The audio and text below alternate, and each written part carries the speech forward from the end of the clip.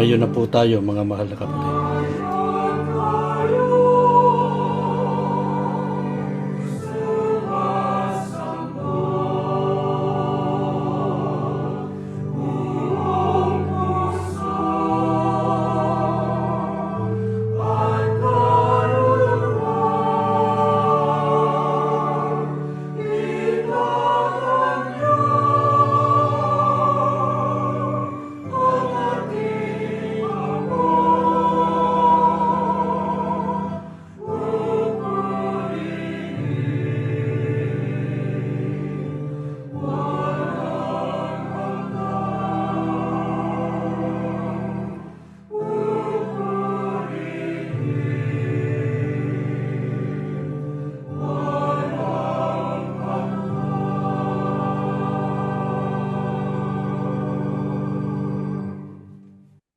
Ama namin Diyos, maraming salamat po.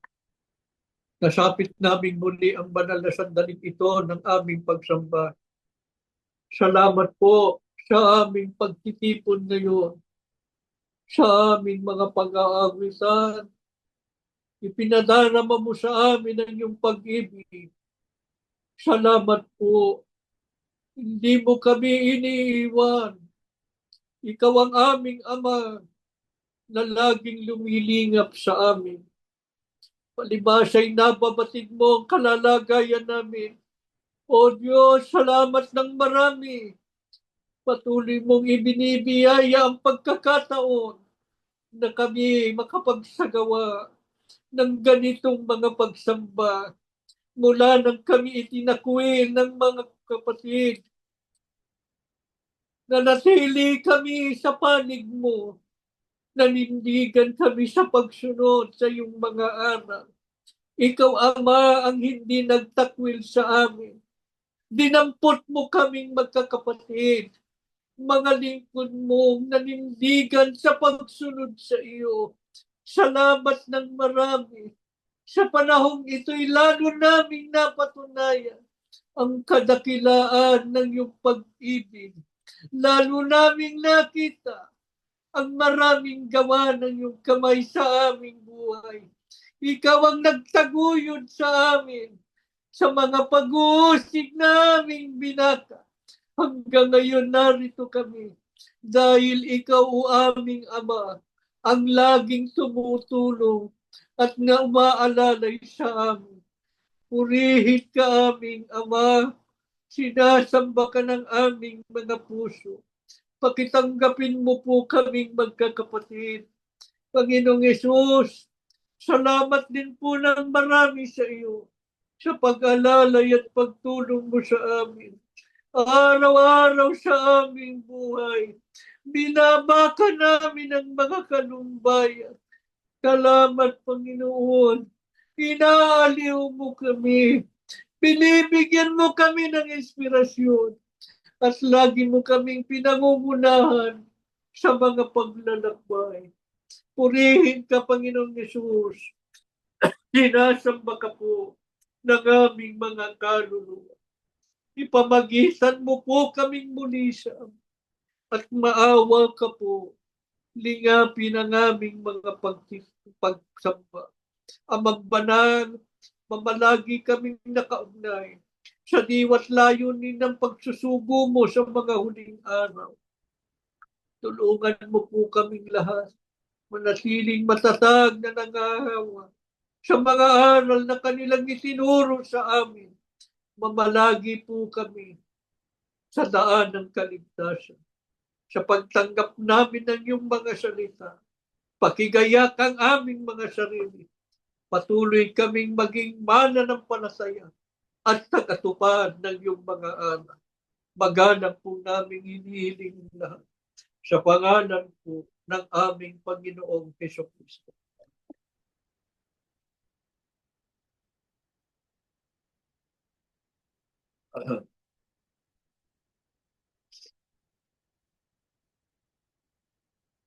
Mga mahal na kapatid, ang marami po sa mga kaanib sa Iglesia ni Cristo ay kabilang sa mga taong mababa at hamak Pagkat sinasabi ng Biblia sa unang Korinto 1:28, pinili ng Diyos ang mga mabababa sa sanlibutan, at mga hinama at mga bagay na walang halaga, upang mapawalang halaga ang mga bagay na itinuturing na mahalaga. Dahil po dito, mga kapatid, kung minsan nalulungkot ang ibang mga kapatid, tutukso na mainggit sa mga taong mayayaman sa sanlibutan. At sinasabi na mapalad daw sila na natamo ang kasanganaan ng mga bagay na panlupa. Sa kabilang dako, tayo raw ay mahihirap lamang, kaya kawawa raw tayo.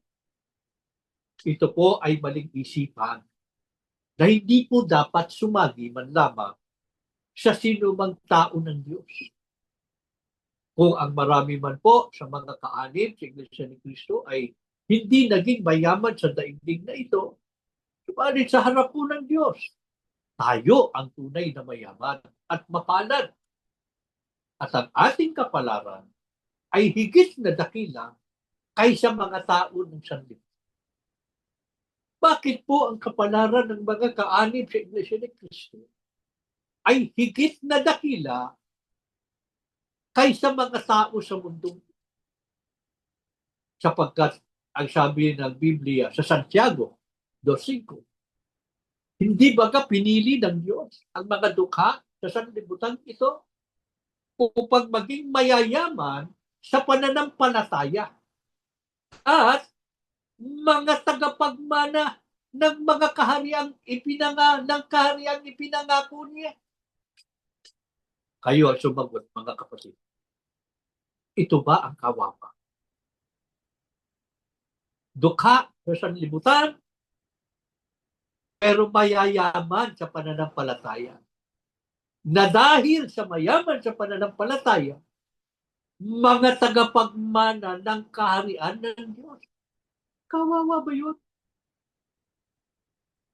Tayo ang mayayaman sa pananampalataya. Tagapagmana ng kaharian ng Diyos. Sige nga, mga kapatid. Aling kayamanan sa mundong ito ang pwede nating itapat o itumbas sa kayamanan ng kaharian ng Diyos? Sino kaya ang yayaman pa sa atin? Tayo bilang tagapagmana ng kayamanan ng Diyos sa kaharian kaharian. Pero lahat ba ng mga mahihirap? Lahat ba ng dukha ang tinutukoy ng Biblia ng mga tagapagmana? Sino po ang tiniyak ni Apostol Pablo na tagapagmana sa Diyos at mga kasamang tagapagmana ni Kristo? Sa Roma 8:17, sabi ng Biblia, kung mga anak ay mga tagapagmana nga, mga tagapagmana sa Diyos at mga kasamang tagapagmana ni Kristo. Kung gayon, hindi po lahat ng mahirap ay tagapagmana sa Diyos. Sino lamang po sa mga dukha ang tinutukoy ng Biblia ng mga tagapagmana, ang itinuturing ng Diyos na mga anak niya? Sino ba ang itinuturing ng Diyos na mga anak niya sa panahong ito na tinatawag ng Biblia na mga wakas ng lupa o sa mga huling araw?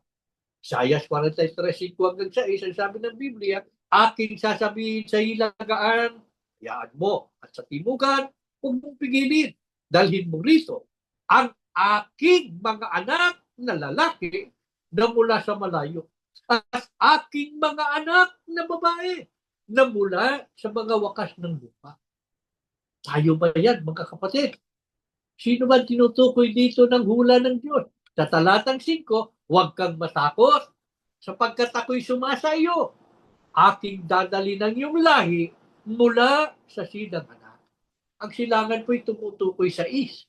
Ngunit kapag sinabing silanganan, ito'y tumutukoy sa malayong silangan. Kaya sa Moffat Translation, ang sabi po, from the far east, malayong silangan. Marami na nating pag-aaral, mga kapatid. Ang tinutukoy sa hulang ito na malayong silangan ay ang bansang Pilipinas. Nabatay sa kaugnay na hula sa Isaiah 24:15 hanggang 16 ay binubuo ng mga pulo ng dagat. Diba, ang Pilipinas ay binubuo ng maraming mga pulo.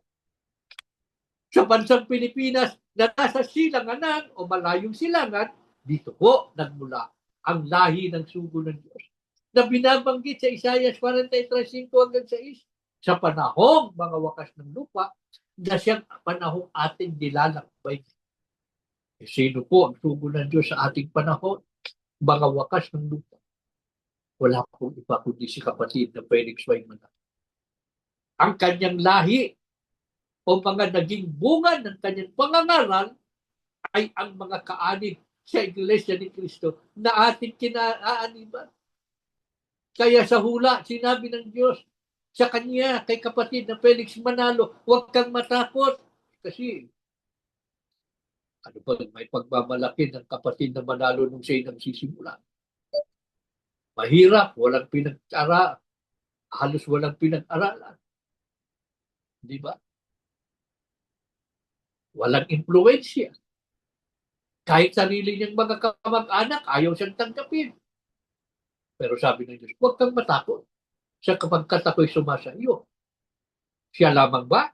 Aking dadalhin ang iyong lahi mula sa silanganan. Hindi lahi sa laman, lahi sa pangangaral, bunga ng kanyang mga banal na gawain. Sino yan?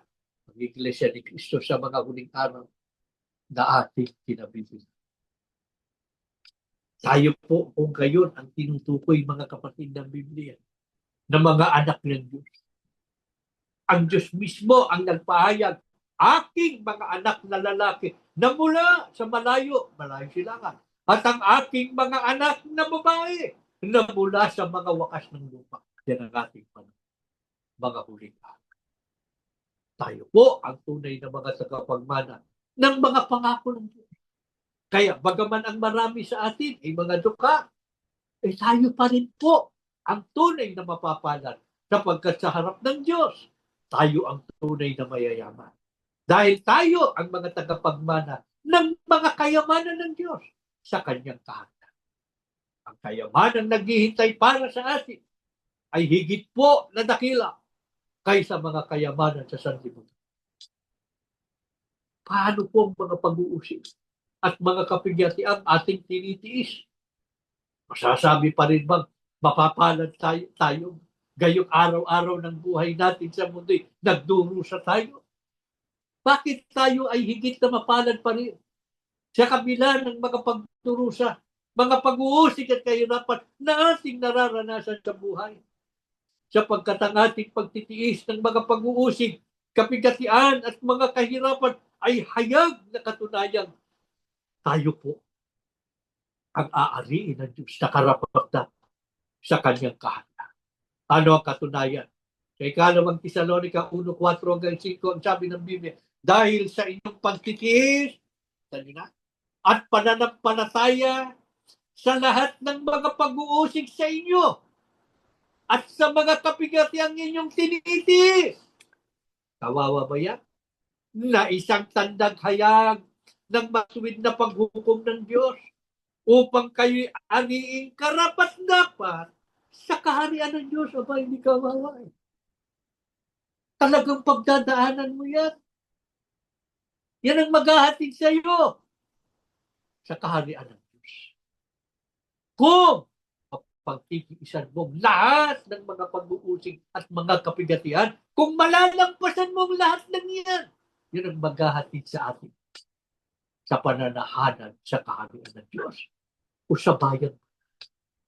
Kaya kung hangad ng tao na makapanahanan sa bayang banan, hindi niya pwedeng iwasan ang magtiis ng mga pag-uusig at mga kapigatian.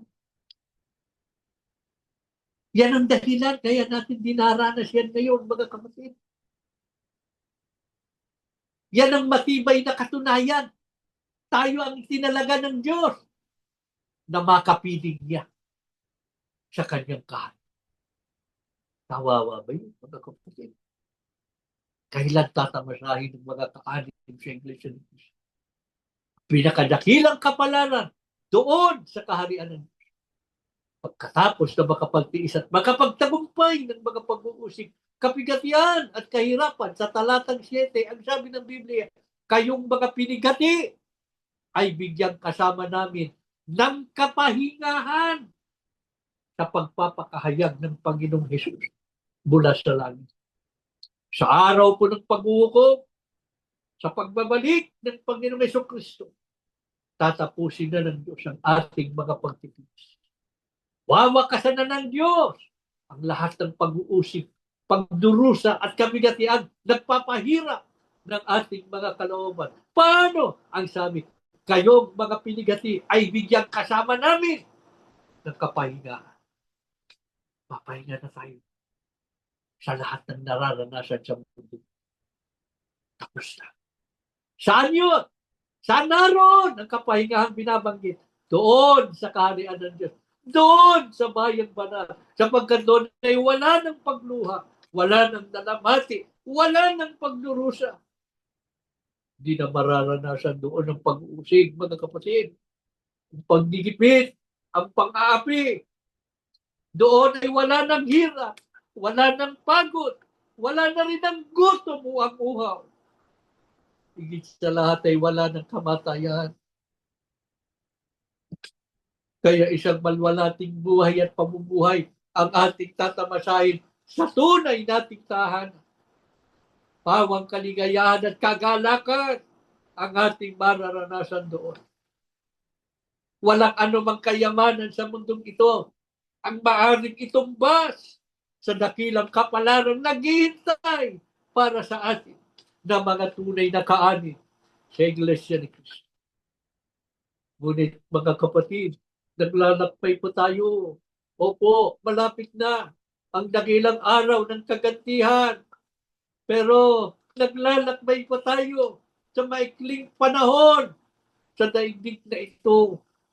Merong panganib na mawala sa atin ang dakilang biyayang ito. Lalo na kung hindi tayo makapag-iingat. Bakit? Kung minsan kasi bilang tao, inaabot tayo ng paghihina at panlulumo. Lalo na kung napakabigat ng ating dinadala sa ating buhay. May mga sandali na tayo ay nadadapa at bumabagsak. Kumbaga sa paglalakbay, di ba mga kapatid? Karanasan natin yan eh. Kaya panganib yan para sa ating kaligtasan. Kaya gusto natin maisiguro na tayo maligtas at makapanahanan sa piling ng Diyos doon sa kanyang kaharian. Ano ang inaasahan ng Diyos na dapat nating gawin kapag tayo nadapa at bumagsak sa ating paglalakbay? Tularan natin ang ginawa ng lingkod ng Diyos. Ang sabi ni Mikas sa 7:8-9, mga kaaway ko, huwag kayong magalak dahil sa nangyari sa akin. Kung ako may nadapa, muli akong babangon. May mga pagkakataong dumidilim ang ating paningin sa dami ng intindihin sa buhay. O, parang bibigay tayo dahil napakaraming iniisip. Ngunit ang sabi ng lingkod ng Diyos, kung ako may nasa kadiliman, tatanglawan ako ngayon ng Panginoon. Pagliliwanagin ng Diyos ang ating puso, ang ating isip. Magtitiis ako hanggang sa ipagtanggol niya ako at bigyan ng katarungan. Dadalhin niya ako sa kaliwanagan at makikita ko ang kanyang pagliligtas. Ano panawagan ng Diyos sa atin, mga kapatid, na mga inuusig, inaapi at ginigipit? Naghahangad tayo ng katarungan. Anong panawagan sa atin ng Diyos? Sa Mika 7:7, sabi ng lingkod ng Diyos, ngunit para sa akin, sa Panginoon ako mananalig. Hihintayin kong may pagtitiwala ang Diyos na magliligtas sa akin. At ako'y kanyang diringgin. Huwag tayong bibitiw, mga kapatid. Kung minsan nag-iisip tayo ng pakatagal, Matagal na itong ating kalagayan. Bumilang na ng maraming taon. Mga kasama na, meron pa tayong mga kasama hanggang ngayon ay nagtatago. Meron pa tayong mga kasama hanggang ngayon ay nasa kulungan. Hindi dahil may kasalanan sila, kundi sila'y ginawan ng kaso. Bahagi ng matinding pag-uusig at paggigipit sa atin. Dahil nanindigan tayo sa pagsunod sa Diyos. Ayaw nating sumunod sa kanilang pamumuno. Bunga ng kanilang katiwalian at kasamaan. Naghihintay tayo ngayon. Matupad sana ang pangako ng Diyos. Itutuwid niya at isasayos niyang lahat ng bagay sa iglesia.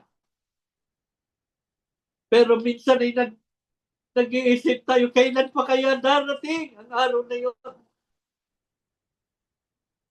Likas sa tao na mainip. Pero wag tayong bibitiw, mga kapatid. Wag tayong pumayag na mapagtagumpayan tayo ng likas ng ating pagkatao. Mga kapatid na nagdaranas ng mga kaapihan, mga kapatid na patuloy na inuusig, buong tiyaga po nating hintayin ang araw na muling isasaayos ng Diyos ang lahat ng bagay sa iglesia. Sa araw na yaon, ay bibigyan niya ng katarungan ng ating mga kaapihan. Lubos nating panaligan. Kung ako may nasa kadiliman ngayon, tatanglawan ako ng Panginoon. Magtitiis ako hanggang sa ipagtanggol niya ako at bigyan ng katarungan. Dadalhin niya ako sa kaliwanagan at makikita ko ang kanyang pagliligtas. Sampalatayanan natin, mga kapatid, ang pahayag na ito. Tayo po ay manatili na buong tiyaga, buong kasabikan na maghintay sa mga pangako ng Diyos. Habang naghihintay tayo, kung dalawin man tayo ng mga kanubayan, ang Diyos naman ay laging naghihintay sa ating mga panalangin. Lalo na sa ganito nating mga pagsamba. Nauuna pa ang Diyos sa atin sapagkat inaabangan niya tayo kung tayo'y tatawag sa Kanya at hihingi ng saklolo. Ibinibigay namin sa inyo ang pagkakataon, mga kapatid. Sabihin na ninyo sa Ama ang inyong pangangailangan. Isumbong na ninyo sa Kanya ang inyong mga kaapihan, ang mga pinagdaraanan ninyo sa buhay na ito. Idulog natin sa Ama na mapagkalinga. Tulungan nawa tayong lahat na sa ating pagsamba ngayon, ano man ang dinala natin na mga kaapihan, mga dalahin sa buhay, pagkatapos ng pagsambang ito, sa pamamagitan ng lakas na mula sa ating Ama at ng liwanag ng kanyang mga salita, magaan tayong magpapatuloy sa ating paglalakbay. Nakikipagbaka alang-alang sa pananampalataya. Tumayo kayo, mga kapatid, at tayo mananalangin. Ama namin Diyos, salamat po ng marami sa iyo. Muli mong sinariwa sa amin na kami ay tunay na mapapanag. Marami man sa amin ay dukha, mga hamak sa sanlibutan. Pero sa iyong harapan, Ama, kami ang tunay na mayayaman. Sa amin nakalaan ang tunay na kayamanan sa iyong kaharian. Kami ang tagapagmana ng malwalhating buhay at pamumuhay sa piling mo. Salamat ng marami. Ikaw ang aming Diyos na nakababatid ng aming pangangailangan. Alam na alam mo, kailangan namin ng inspirasyon para kami makapagpatuloy sa aming mga paglilingkod. Kita mo naman ang aming pagsisikap, Ama, kung paano kami nagpapagal, kung paano kami nagtitiis upang maitaguyod ang paglilingkod sa iyo. Ngunit dumarating ang mga sandali, ang aming mga nararanasan sa buhay, nagpapahina sa amin. Minsan dinaratnan kami ng panlulumo. Sa ganong kalagayan, ikaw ang aming nagugunita. Ang pagsamba aming hinahanap. Sapagkat sa pagsambay narito ka, nakikinig ka sa aming mga panalangin. Narito na kaming magkakapatid. Hindi ba maaari, Ama? Tingin mo muli ang aming mga daing. Basmasan mo kaming lahat. Wala kang lahat naman. Dalawin mo kaming lahat sa kani-kanyang tahanan o saan man kami naroon. Muli mong linapin kami. Muli mong aliwin ang aming nalulumbay na puso. Halika na aming Ama. Maawa ka sa aming lahat. Ibsan mong dalayin namin sa buhay. Palakasin mo ang mga nangihina. Ang mga may sakit, pagalingin mo po. Haplusin mo ang karamdamang tanglay. Ipagkaloob mo pa ang buhay at lakas. Lalo na sa kapatid natin. Ang mga kapatid namin hanggang ngayon ay nagtatago. Alalahanin mo silang lahat. Labis-labis na ang kanilang paghihirap ng kalooban. Lalo na ang mga kapatid namin nasa bilangguan. Atid mo araw-araw ang kanubayan ng kanilang buhay. Maawa ka aming Ama. Aliwin mo ang aming mga kapatid. Patuloy mong ingatan at ipagsanggalan. Higit sa lahat, tulungan mo po na makamit na ng mga kapatid naming nasa bilangguan ang kanilang kalayaan. Makapiling na nilang muli ang kani-kanyang pamilya. Panginoong Yesus, maawa ka sa amin. Huwag mo kaming iwan kahit saglit. Sa aming paglalakbay sa mundong ito. Ikaw ang aming pag-asa para patuloy kaming kahabagan ng Ama. Maawa ka, Panginoong Yesus. Alalayan mo kami araw-araw. Pagtsagaan mo kami sa aming mga kahinaan. Lagi mo kaming palakasin at mapalagi ang pamumuna mo sa amin. Ama banal, buong tiyaga naming ihintayin ang araw na muli mong isasaayos ang lahat ng bagay sa Iglesia. Maawa ka po habang iniintay namin ang araw na yun. Huwag kang papayag meron pang mahiwalay. Huwag kang papayag na meron pang mainip at lumipat sa maling pananampalataya. Huwag po aming Ama.